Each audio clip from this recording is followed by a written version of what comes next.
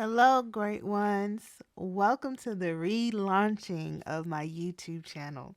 I just completed season 1 during the whole pandemic of the Living Me Great podcast, and I am transferring all the episodes over to my YouTube so that my new YouTube audience gets a dose of what my content is about. Please like, share, and subscribe, and enjoy the show.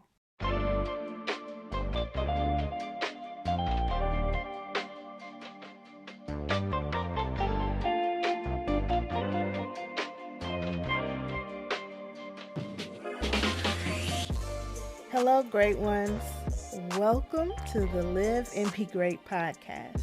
I'm your host, Latonya Sampson-McDonald. I am a life coach and a registered marriage and family therapist associate.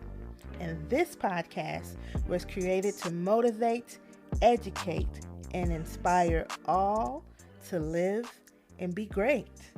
On today's episode, I have yet another conference that I would like to share with you all. It's called the Breaking the Cycle Conference. This is part 2. We did part 1 last year, but part 2 we have to do virtually because of everything that's going on. But it is necessary. You're talking about how can we start to move forward? How can we keep the conversations going during this particular conference? It is heavy. It is blunt. It is to the point. You may not agree with everything, but, I just want to inspire more conversations about this because the fight is not over until we are truly free, until Black people are truly free. Until we get this stain off of America, which is racism. Okay, so I hope you enjoy part 1, and of course part 2 will be coming in 2 weeks as the next episode of the podcast. All right, enjoy.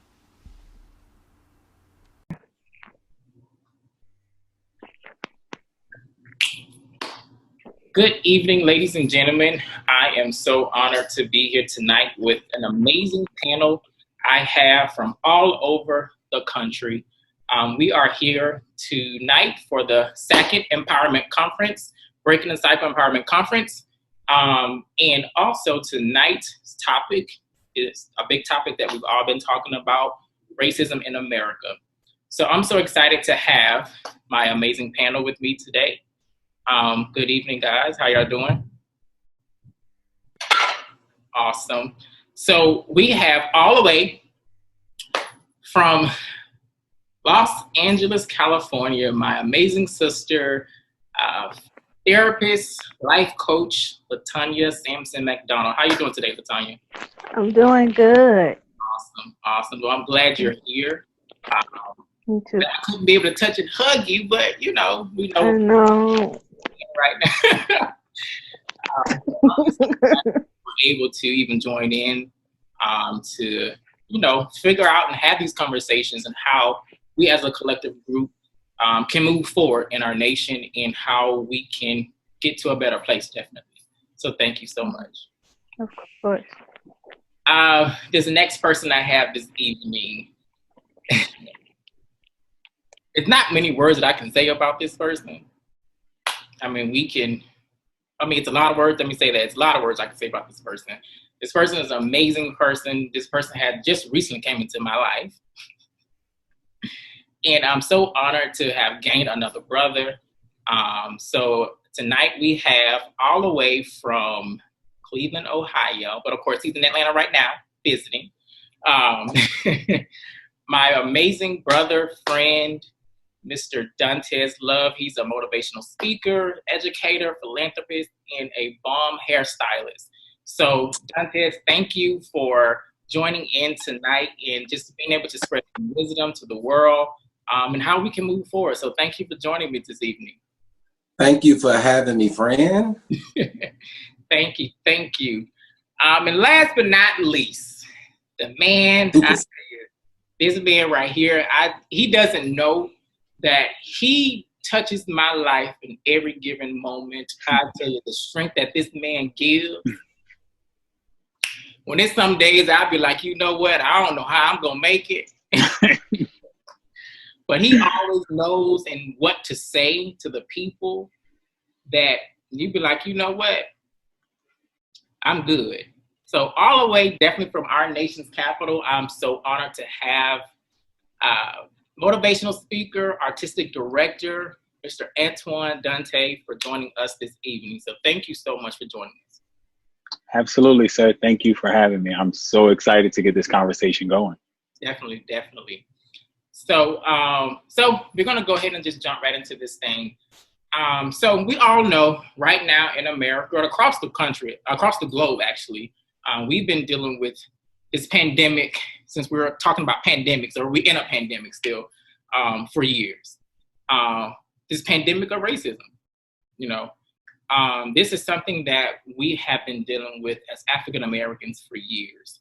And this is just one pandemic that we just can't seem to find a vaccination for. So tonight, I want to definitely start having that conversation and figure out how can we find a vaccination? How can we overcome? How can we come together and not see color? To see everybody for who they are. It came to me when I first heard about George Floyd, the death of George Floyd, and the videos will start circulating, of course, social media. And no lie, I began to cry. The first thing I could think of is the fact that, first off, I have nephews, I have nieces, I have godsons, I have goddaughters who are Black, and just not even for them, I started to think about myself. I'm a Black man, First off, I'm a Black man that lives in the South still, in Atlanta, Georgia, definitely. So that's all that I could think about. And I remember a few days later, after, people were protesting and rioting and the looting going on. And I remember one day I went into a state of meditation and I just began to start speaking with God. And I just said, God, we need you right now. If it's ever been a time that we need you now. We need that strong God right now. And after speaking with God, God revealed to me and just said, I'm going to show you something. Just watch. A few days later, the news, everything is that's just all on the news, protesting. And one day, I think it was probably a few states, a few cities that were protesting. So I'm like, okay, well, God, I'm not catching on what you're trying to tell me right now. It ain't making sense to me. Please talk to me. Give me some answers. And days going on, and every day you're hearing that 10 states are protesting across the country. 20 states are protesting across the country. I'm like, okay, still ain't getting it, God. Still ain't making sense to me, but, I know your ways are not our ways. So I'm going to just sit back and just let you, reveal yourself. Because right now, God, we need you to reveal yourself to us. And before you know it, days later, there is on the news that 50 states across the country is protesting. So I'm speaking to God and I'm like, okay, God, okay. I see, you're protesting. Yeah. And it wasn't till the one day I turned on the news and it said 50 states across the country is protesting, plus 18 countries. And God revealed to me at that moment, I was unifying y'all. That's what I've been doing this whole time. You've been praying a long time. Y'all been waiting a long time. You probably thought I wasn't answering any prayers. But this is the moment I'm showing you right now. I'm unifying the world right now. I'm healing the world right now. And you don't even realize it. I say, well, God, it's you are you. You always come when we want you, when we need you, when we least expect it. And a lot of times, definitely, I think we as people, we don't realize things. We take things for face value, and we'll say, oh, well, yeah, unfortunately, a person lost their life doing all this, And I was actually talking to a friend. I said, I hate to say it this way, unfortunately, we all have a purpose, and he could have been that sacrificial lamb to bring this world together. We don't know. We don't know. So tonight, like I said, I definitely want to, all of us as a collective group, to kind of start educating and talking about different things and how and where do we go from here? How do we get there? It's still different layers to this thing on how we can get there. We can protest to return blue, but it's still other pieces that we have to get through to get the change, to get policies moving and get the policies changing and laws change. So Latonya, I'm going to go ahead and turn this thing over to you. With your experience, like I say, you being a therapist, life coach, what do you see and how do we go from here? Okay, well, I believe that one of the biggest components that those who came before us probably didn't have the knowledge to articulate to add it into the fight was the psychological damage that consistent racism has done to the Black community. I say all the time, I teach my clients that you are not just carrying your pain, you're carrying the pain from before you. So Black people are carrying this trauma, this consistent trauma from slavery, being stripped away from our native tongue, our religions, and our way of life. We're carrying that pain. And honestly, yes, if our ancestors took the time, if the slaves took the time to acknowledge their mental health, maybe things would be different. But honestly, for real, they didn't have the time. They just didn't. Like, your child is being stripped away from you, never to be seen again without your consent, right? You have fathers that had to watch their daughters be raped by a master, and there was nothing that they could do about it.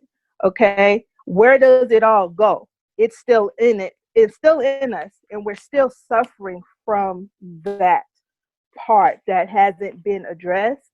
And I want Black people to start to give themselves permission to address that mental trauma, because that is what we're carrying.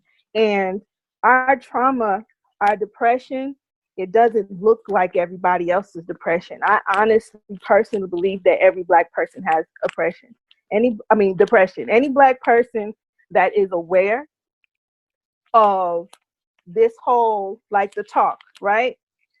They tell you, your parents, all of our parents have sat us down and told us, okay, we got to work 10 times as harder as white people, right, to get half as much. Yeah. But did our parents have the knowledge to take a beat and let us process what that meant? Nope. Okay, so go to school, get good grades, get a job, boom. Just move on, because that's what their parents did, and their parents did, and their parents did, and their parents did for survival. And we never had that space to just feel. There is no book for me, even in being in psychology, there is no book on how I'm supposed to teach Black people to cope with something they'll never be able to change. You cannot change the color of your skin, right? So how that somebody is aware, how could they not feel that pain and then get to the point where they're tired of it? When you've seen the uprisings, when you've seen the riots, when you've seen the destruction, that's what it is. It's that pain. The pain needs someplace to go. Exactly. And I understand the rioting, right? I Right. understand the protest. I think they should both understand each other Mhm. because, okay, when it comes to looting, no amount of that stuff that they're taking will amount for the amount of pain that Black people have endured for over 400 years. Yeah. Okay? America has taught us, even as Black people, as human beings, as Americans, right? They have taught us to value materials Yeah. more than we do our own bodies. Mhm. And the psychological aspect of it is there's so much unlearning that we have to do where we have participated in that erasure of our humanity because of that type of teaching, Yeah. right? In our own homes. Oh, don't burn down your own home. You burn down your own home when you are unfaithful to your spouse. You burn down your own home when you refuse to talk to your child. You want to hit them instead of talking to them. You burn down your own home when somebody, your family member, comes to you and says that I'm depressed, and you tell them to just pray about it. You'll be all right, or you put them out on the streets because you don't understand mental illness. You burn down your own home when your child comes to you as I'm trans or I'm gay, but you got to get out my house. That's when you burn down your own home. And Mhm. that's in all cultures. That's not from us. That's not from our origins. We were taught that. Exactly. Okay. So the psychological aspect is what we have to get back to unlearning and start loving ourselves. It is your ancestral right, to have healing. And for people who harmed you to repay you for your loss. Wow. That's deep. I mean, I love the fact when you brought up about this is 400 some years of Yep. undoing, Mm-hmm. of getting us to change the way that we think. So it definitely it's going to take years, and that's why I say Yep. the fight never ends. What happens, let's say if laws start changing next year, Mm-hmm. it still is hundreds of years of undoing that. Our people, we have to learn to cope with at that. Yeah. So the fight never ends for us, unfortunately. Mm-hmm. We're always going to be having to fight more. And even like I say, once that change happens, you don't get complacent with it because we can easily get back into oppression again, Yep. and then we're stuck, Mm-hmm. and that sets you back even further now. Right. So I definitely love that, and that is extremely true. Dantes, what are your thoughts on where do we go from here, and where do you see us being as a society of people in the future? Like how do we get there? First and foremost, we have to take in the fact that this is not something that just happened yesterday. So we can't expect results tomorrow. You get what I'm saying? I definitely agree with Latonya on the mental health thing because I was a person that was in that place and going to therapy and finally getting to that place where I love me despite flaws, despite everything, even with everything that happened in my past. Being able to look forward, knowing that the windshield in front of you is so much bigger than the rearview mirror because what's behind you is not half as big as where you're headed. And I think with America, first things first, we need people to be healed before they try to lead. Because what's happening is you have so many people leading hurt, and they're not making a difference because hurt people hurt people. And when you exude anger, when you exude hurt, what you're doing is you're sowing the seed of hurt, and you're not giving the answers that's needed. So first things first, I feel like we need to heal as a people. We need to stop allowing 400 years to dictate our next step.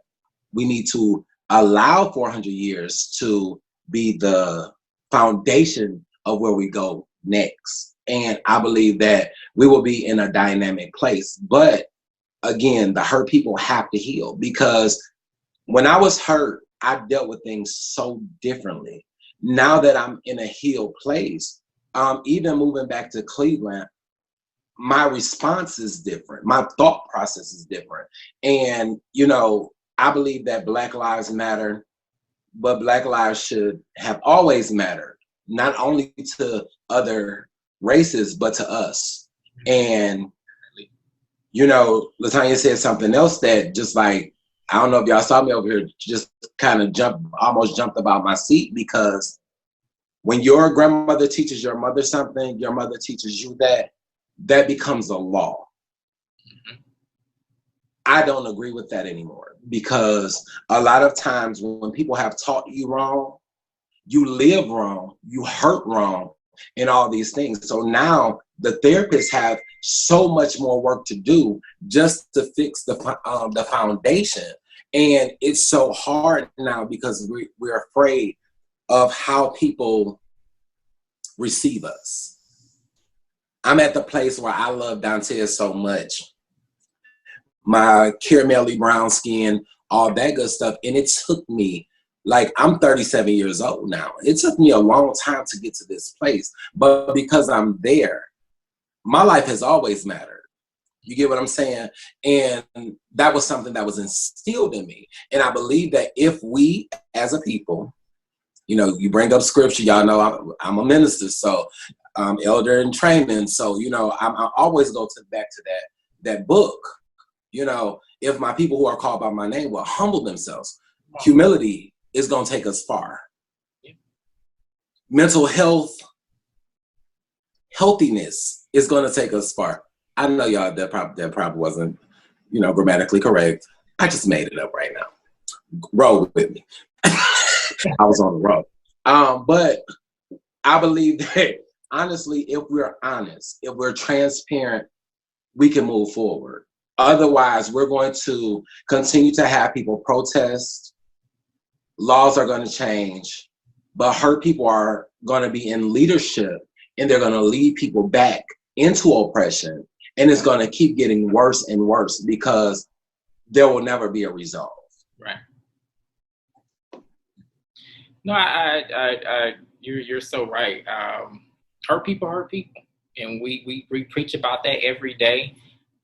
That's the one thing I think about this country, where everybody is hurt. Everybody's messed up, you know. And again, like you said, you have people in leadership, and they're in these positions, and they're just still giving out hurt, which is why this nation cannot really go anywhere. That's why we seem like we're just stagnant. We do tend to move a little bit, then we kind of get set back. We 20 more steps, and it's like, okay, well, I felt like we was going somewhere, but now I'm lost again. So definitely, you know, on the spiritual side, you know, we definitely have to, you know, I always think about, as a kid growing up, you know, being in American history class, and, you know, they often would teach you the one thing that this nation stands on: in God we trust. And I think we've got so far removed from that. We're so far past that. It's so far past, almost. And it's sad, because we tend to utilize God when we want to, when it's convenient, as a nation, but then we still want to do other scandalous work up under the rug. And okay, well, it didn't matter. But no, you can't tell me in God we trust, because the way I see it, if we preach that God is the head of everything at that point, we can't only just use him when it's convenient, you know. Absolutely. It definitely has to be, hey, if we're going to say in God we trust, we need to trust everything that God is going to be giving. And we have to always remember to put him first, because if we're not putting him first, like I say, a house divided, well, what? always fall. But I honestly believe, Rashawn, that's where we kind of went wrong, because even though I feel like the olden church didn't do things perfect, or they didn't do things all the way right, they wanted God to know that he was first so much that they would say, don't wear red lipstick because it'll send you to hell. You know what I'm saying? So things like that I understood. But I just feel like we're getting to the point where the older you get, the more bitter you become. And I was watching, what is it, the show with Whitney on it? The View? I think it's The View, yeah. Yeah, The View. And Spike Lee was on there. And as he was talking, it made me want to change the channel, because it was so much bitterness. Your cause was perfect. Everything that you were fighting for was right. But the way you did it, it will push somebody away. And it's damaging. Definitely. It's damaging. So definitely. Completely agree. So we're going to turn this over to Antoine. Antoine, what do you see? Where do we go? How do we get there? How do you see that happening for us? And just tell us a little bit your thoughts. So I heard my two other panelists say a word, and everything that they said educate. And if we don't educate ourselves, nothing else out there will matter. No loot, no form of looting, no form of rioting, no burning down, no march, because they did that 40, 50 years ago. Mm-hmm.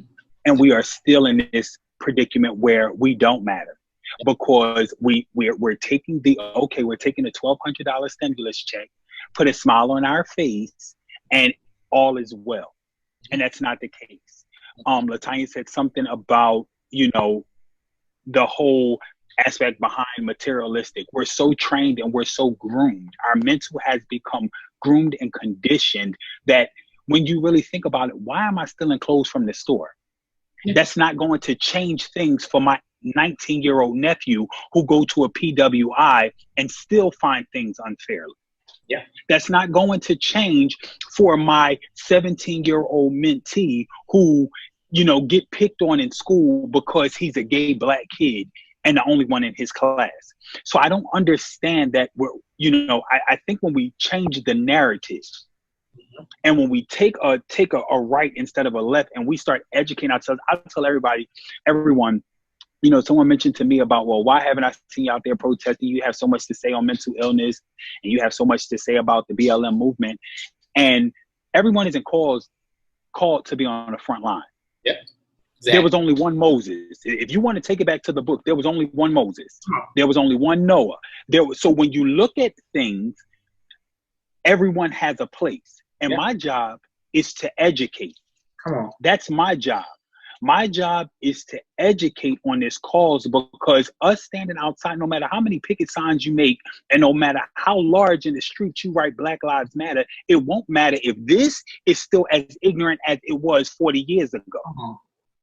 So until we align the two and realize, really, really narrow down and realize what the root cause is and what is going on, we will continue to be in this situation. My grandchildren will be fighting this same fight, and their grandchildren will be fighting this same fight, because it go back to what both of the panelists said when they stated we're being taught what generations have passed down to us. My mother is teaching me what her mother taught her, and her mother taught her. But then when I realized is the reason we're not being educated is because my grandmother only had a 9th grade education. So really, what was she educating my mother? Okay, to have children, to raise your children, to give them love, respect, and education, but yet I can only teach you how to read and write where a comma go, but I have no idea that after or where a comma slice go. Mm-hmm. So how can I teach you about the history that was about our history and how to go about it in the future? Yeah. So that's the only way that we're going to move. is by changing the narrative and how we're standing. I'm not saying what we're doing as a people or what we're doing as a nation is wrong by any means. But in order to move the needle, in order to keep the concrete hard, we got to put in the work. Yeah. And that starts up here. And it goes back to what both of them said about mental illness and mental health. It starts up here. A damaged mind will produce damaged goods. Yeah. You go into a market, you see a crack can. Your grandma, again, going back to that generational talk, your grandma told you don't bring in that crack can. Yeah. Because it done let air in and something not right. But the minute that you're moving around the shelves and you're trying to find a good solid can, an unpunctured box of cereal, until we do that for the mind, we will continue to produce damaged goods. We will continue to be fighting with picket signs. We will continue to deal with bigots. We will continue to deal with ignorance. We will continue to be marching on the front line because we're not having it up here. Because what people don't understand is I'm listening to my mentees that's in college and they talk about, being out of school and the schools are giving them a pass or fail. What this is doing is it's still putting our mental behind. Yep. Because we have conditioned our kids in school. All I need is a pass or a fail. I ain't got to learn what was going on in this course anyway. But that's me on my jukebox. So that's how I feel. And that's the only way that we're going to move forward is by continuously educating. There's no way I'm going to have a kid in college that's going to look at me and tell me, oh, I got to get a pass or fail in this, because they're going to pass everybody. No, sir. But that's the only way to me that we're going to move forward is by staying educated and abreast to everything that we need to do to move.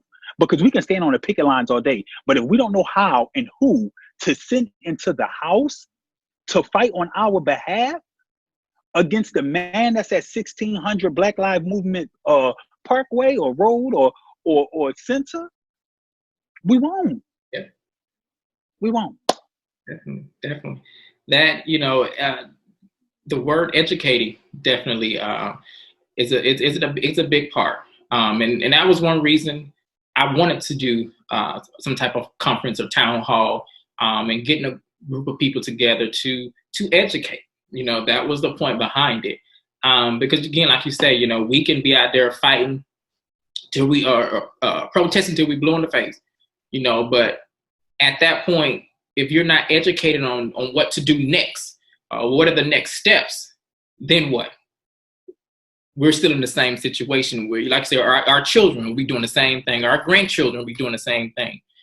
So this is the time now, I feel that we definitely need to start educating. I definitely feel like it's up to our generation now to start really educating because like you said, 50 years ago, 70 years ago, our grandparents, our great-grandparents, who's not saying that they were right or wrong, but they didn't have that education. They didn't have that opportunity. So it's up to us that now that have those opportunities, thank God that they fought for us so we can have those opportunities. But now that we do and we are educating ourselves, the ones that are able to, like you said, because everybody's not meant to be on the front line,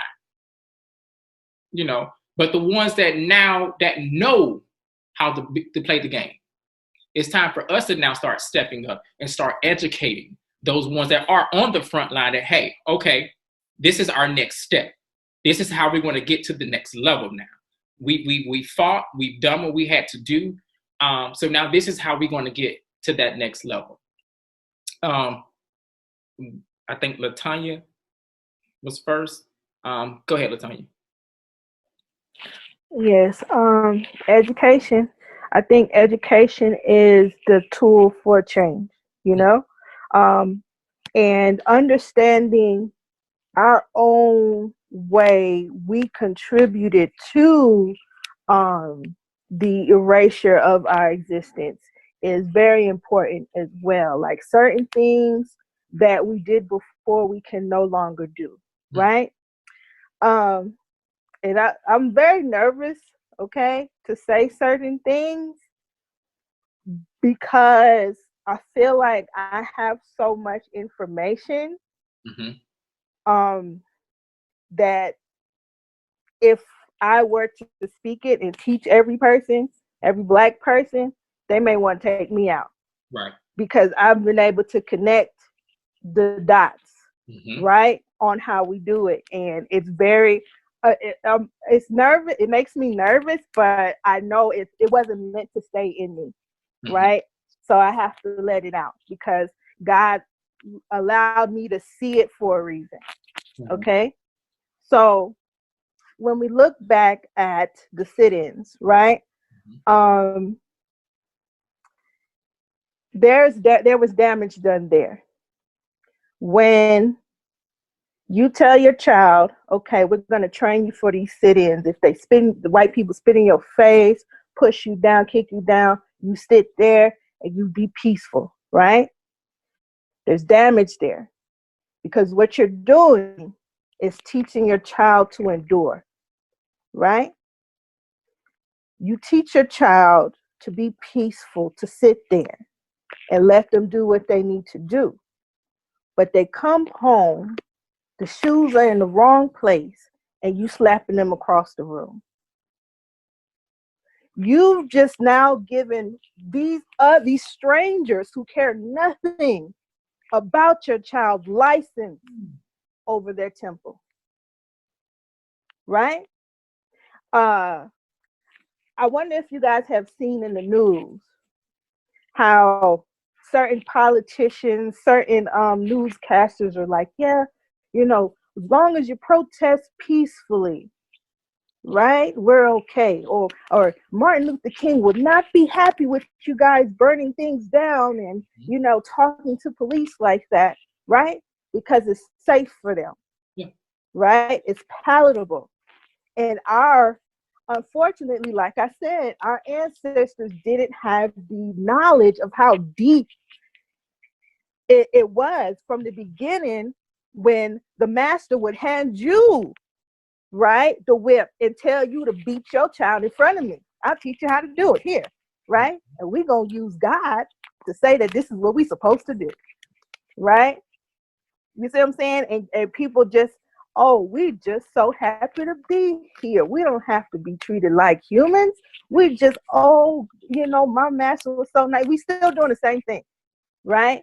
When you decide to continue to silence the pain, when you silence your pain, you're going to silence your child's pain, right? How many of us can remember that our parents felt like they had to be hard on us? I got to be hard on you because when you get out there, it's going to be harder. You just enlisted your child in 2 wars, in the house and outside the house, right? They got to fight for their existence out there, and they got to come home and fight you because the world has taught you, all right, I got to silence my child, I got to beat my child, I got to punish my child, right? So they can endure more punishment. It's endurance, right? It's not sustaining, right? It's not encouraging, it's not empowering to continue to have these lies be taught to us. They didn't get it back then. That was the part that they were missing. You're continuing the slave mentality, right? That's why we got Black people that join gangs, right? Get jumped in. That's why we got Black people that join fraternities and sororities, and what goes on there. We all know we ain't stupid, right? That's why we got people joining certain organizations that tell you, I'm going to strip everything from you for you to just get a little piece of what I have, right? It's all a slave mentality and a tool of oppression and white supremacy. Okay, so we have to unlearn and see how we contributed that, right? Even down to the way that we look. Okay, Jay-Z, from the beginning of his career, he was called ugly, right? Let's take a look at Jay-Z. What makes him ugly? His African features. You see what I'm saying? Like it's so easy. We could easily just jump into it, but it's so deep and psychological and embedded. We have to start asking each other these questions.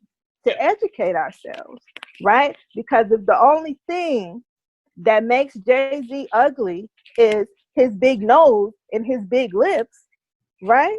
They've taught you how to hate yourself. Yeah. And we're still doing it. Yeah. Definitely. Mm-hmm.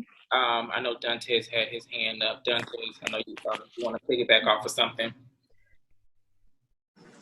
And you better best believe it. You know, I had to actually sit here and take notes because, like, this is really powerful. You know what I'm saying? Even Antoine was talking about the influences of, like, students being in school. You seeing them this pass and fail or whatever the case may be. One of the issues that I've always had growing up was you can only teach me what you know. So the only thing that comes out of you is what's put inside of you. If you don't know how to be an entrepreneur, you will never be able to teach me how to be an entrepreneur. And I believe that, okay, this is kind of touchy for me because I have nieces and nephews. And for those that don't know, I moved back to Cleveland for my niece and my nephews. That was my decision because I asked my nephew a question about something that he should know at 15 years old, and he was not aware. But you know how to play every game. You know how to do everything that's quote unquote popular because of what society promotes. I had an issue with that. So I chose to give up everything that I was working on here to move it to Cleveland to make sure that I be the change that I want to see. And that's something that we all have to instill in the youth, those that are coming behind us. Because another thing that Antoine said, you know, we have all these ancestors or whatever. Every decade we have somebody that stands up and want to fight. But we need this to be a continuous fight. This can't go on for 1 year, then 10 years down the line, someone, you know, comes back. No, this has to be something that becomes a lifestyle. You get what I'm saying? And I'm definitely in that place now where I want to be that change that I want to see. I want to educate young African American men that there is positive men out here that make good money and they're not selling drugs, or they're not out here doing everything underneath the sun, because that's all they see. And you have to look at it. We live in a day and time where people are visual. What they see is what they want.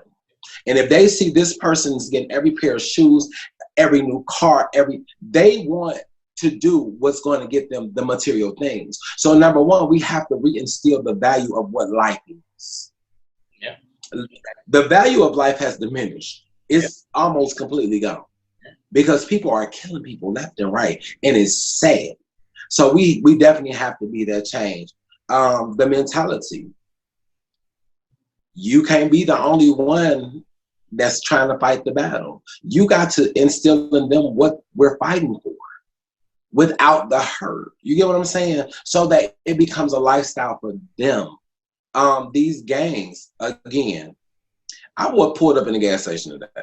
And they're just all standing out there with guns. Like, it was normal. First of all, you know, I'm old school. So I'm going to walk through the crowd. What's up? Good afternoon, good morning, and all that good stuff. How you doing?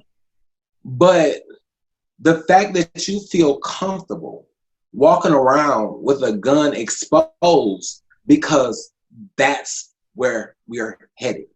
That's where we are. We're in that place now where people are so, I'm just going to say it the way it is. People are institutionalized on the outside. We're institutionalized. Everything that they're putting across the TV, they're making sure that we see it first. They're making sure that it appeals and appeals to us. And that's what's good. Everybody has said it on this panel. The mind. It starts in the mind. And how do we change it? Because we have to, again, be that change that we want to see. So listen, I walk up to people now and just have a conversation. Listen, we live in a day and time where this is what you see. Let me show you something different. Because I'm not going to come to you with a problem without a solution. And that's what we have to mentally prepare ourselves for it. We have to come with solutions and not just problems. Definitely. Do anybody else have anything they want to piggyback on before I jump in? Or okay.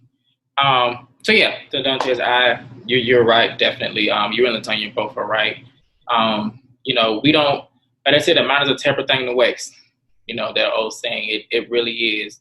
And that's why I say it definitely is up to us to start educating each other. We definitely have to get out of that mindset of killing each other, because at the end of the day, life matters no matter what.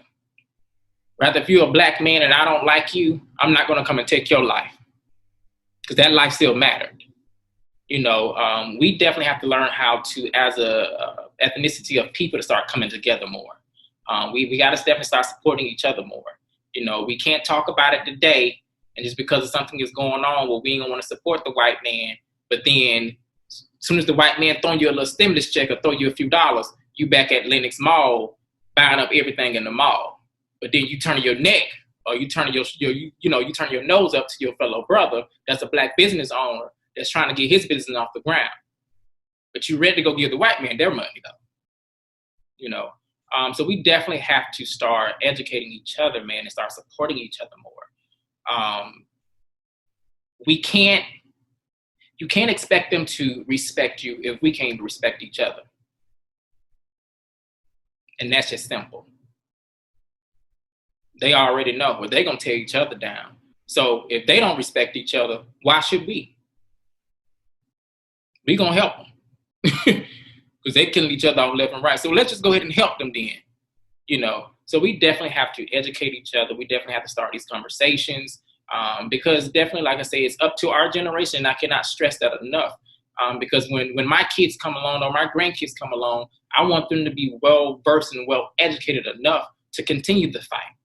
I don't want my hard work going vain, trying to educate them and put them on game, if that's the case.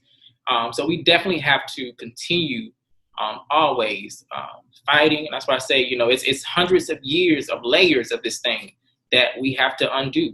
And unfortunately, I don't think it probably will happen in my lifetime. Probably by the time my kids come along or grandkids. But again, it's up to me now to start educating them, setting them up, so when certain things do come their way, they know already how to play the game. I'm not going to have that. This is how it needs to go, and demanding those changes and staying firm on those. So I want to kind of touch on something that I've been hearing a lot of people for years would often say, especially in our community, the Black community, that my vote doesn't count. I think that's something that we definitely need to start educating each other on and getting out of that mindset. I think most of the time when us as Black people, when we hear, oh, it's election time, it's time to go vote, the first thing and the only thing that we think about is the president. We vote more than for the president, if people don't know that. Everybody that's sitting up there in the Senate, in the House, Congress, we vote on those too. But most of us don't know. Those elections goes every 2 years.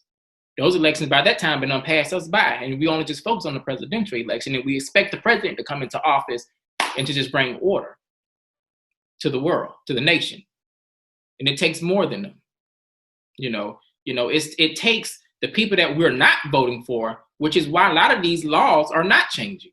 Because you have these people that are in the Senate and in Congress that done been there for 60, 70 years. And here it is, I'm 31, and I'm sitting there saying, well, why ain't nothing changed? Well, because so-and-so, the senator of whatever state, done been sitting there for 80 years. And he still got that same mindset. So that's why nothing ain't changing. Because they know that we're not going out to vote for them. We're not going to go out to replace them. So I definitely feel that it's very important that we educate our people on our democracy, number one, and how it operates. The president is not the end of be all. He don't just call everything. He's just the face of the country.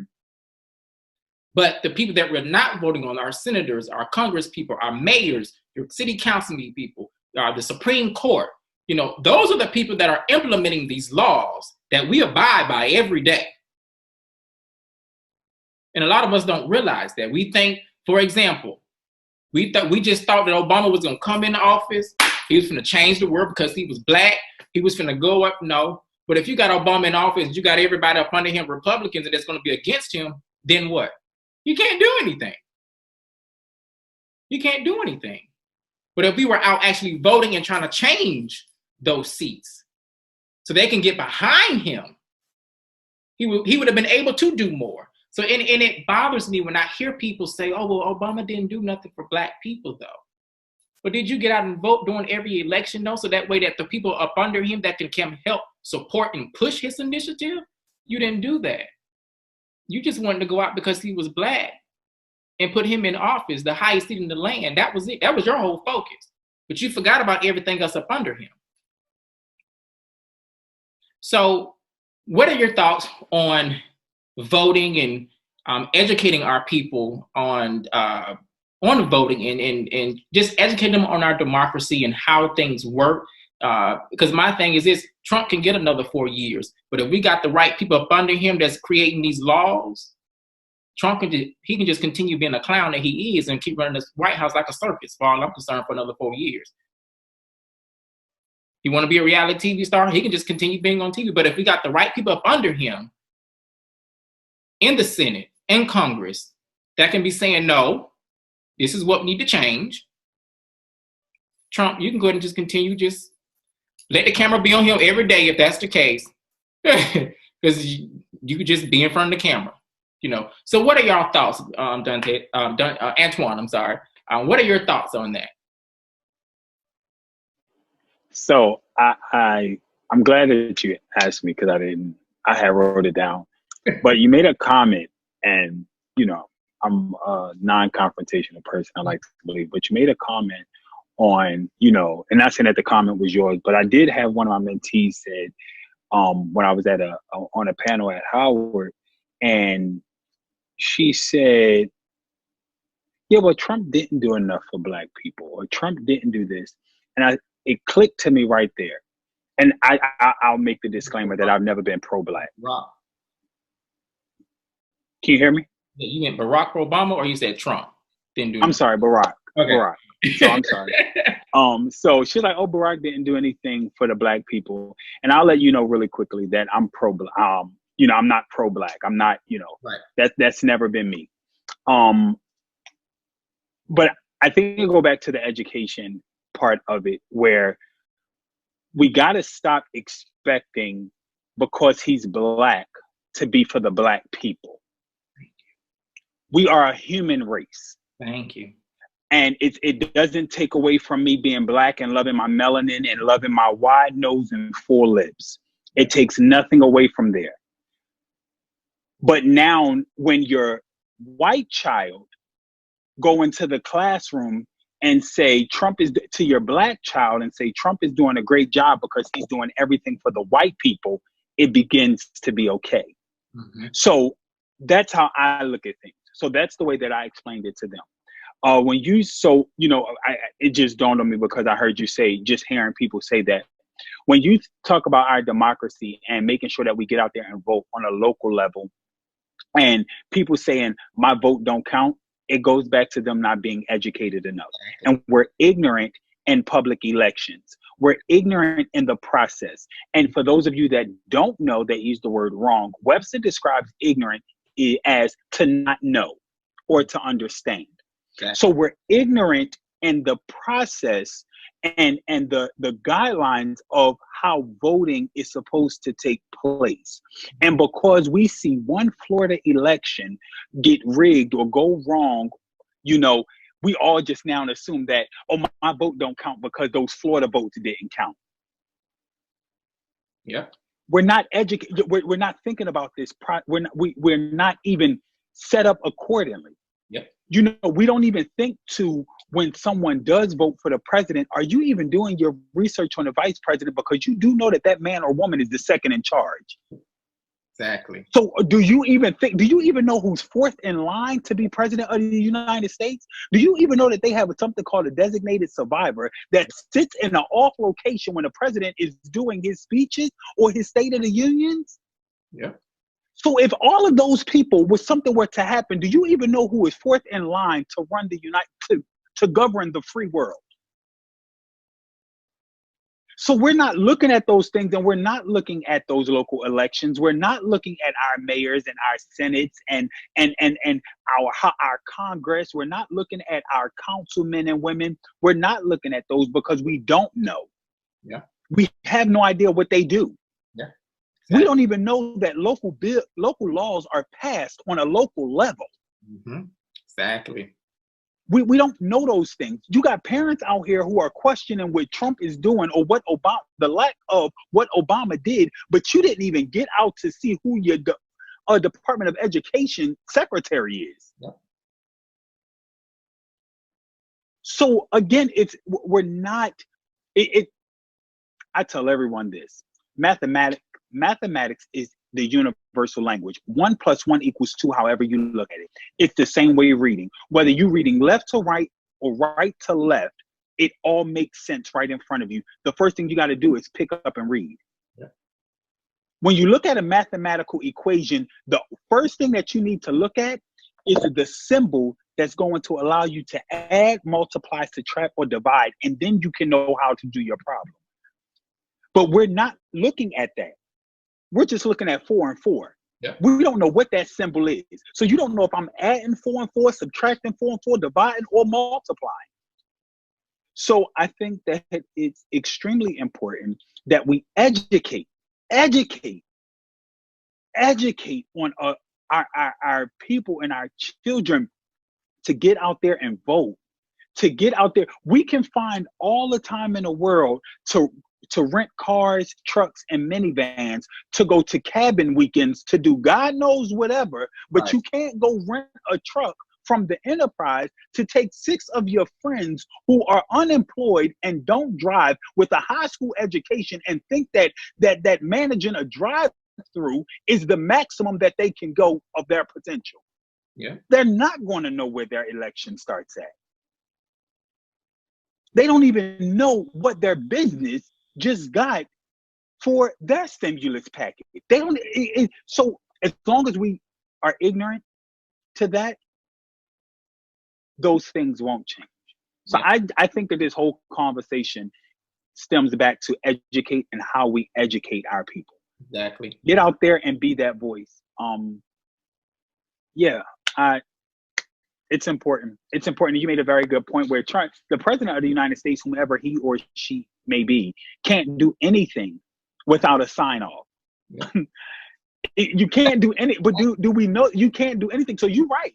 If Trump get another 4 years, let him have that entire Oval Office.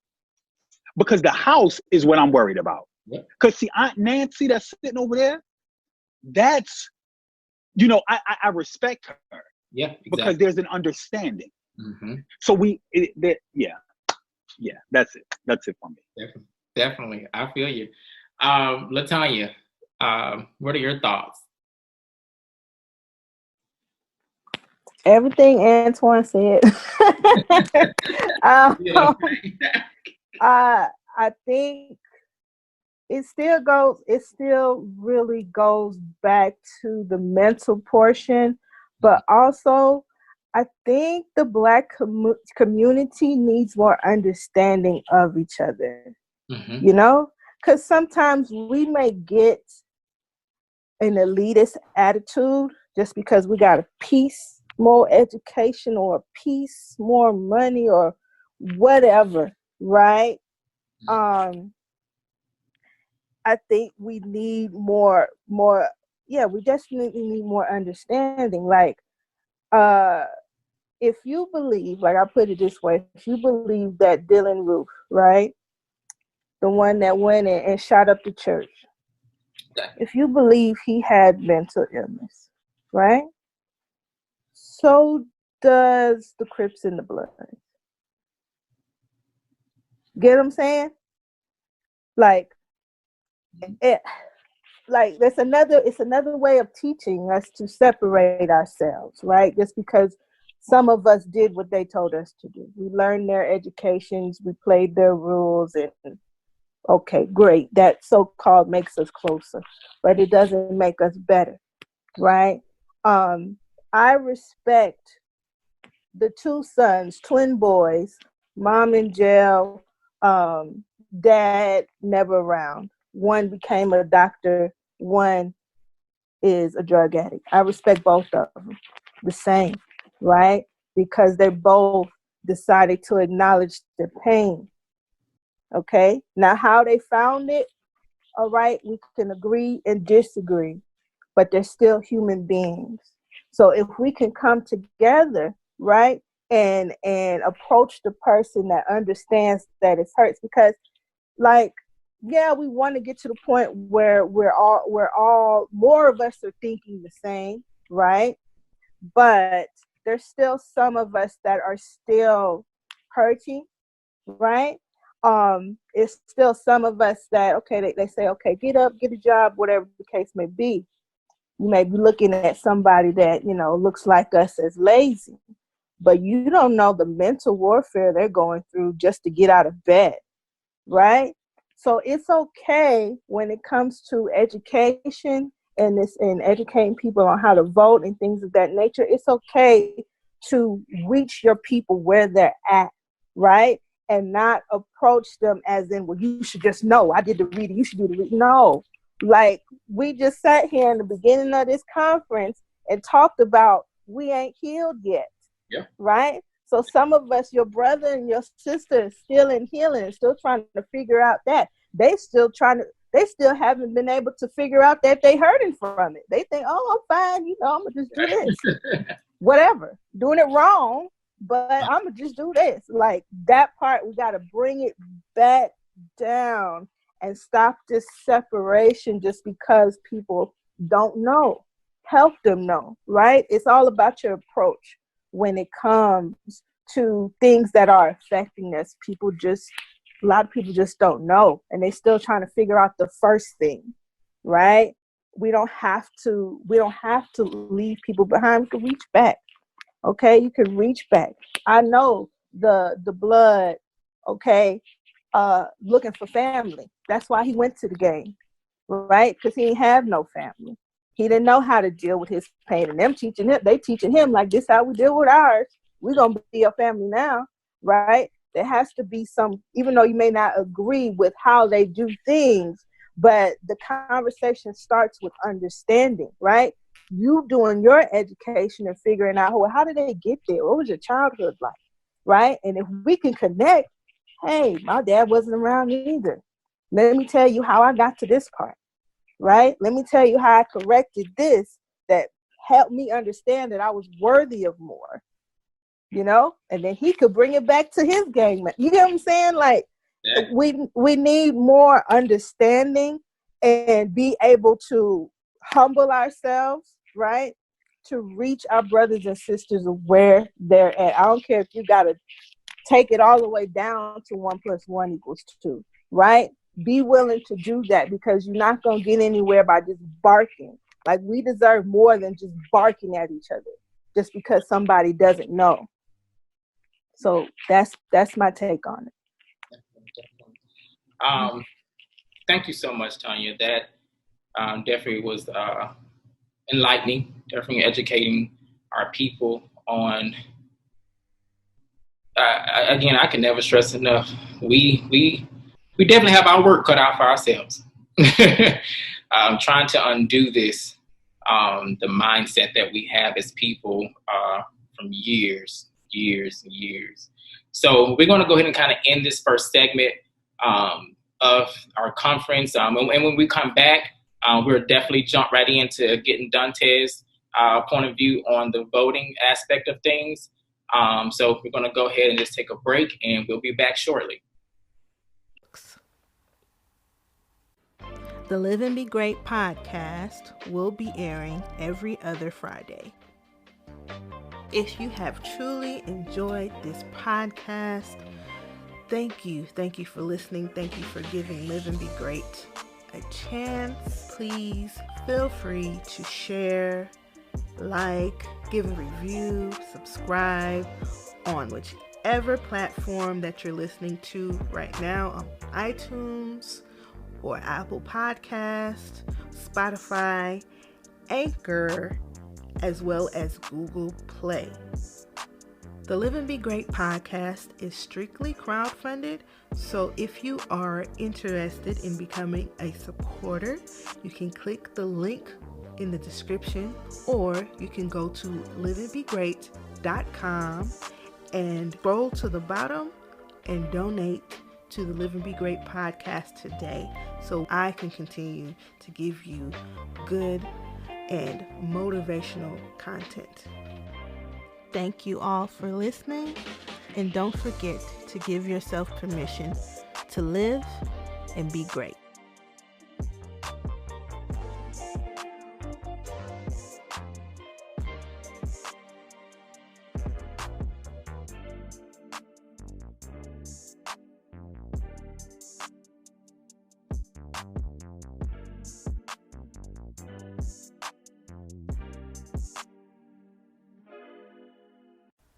You made it to the end.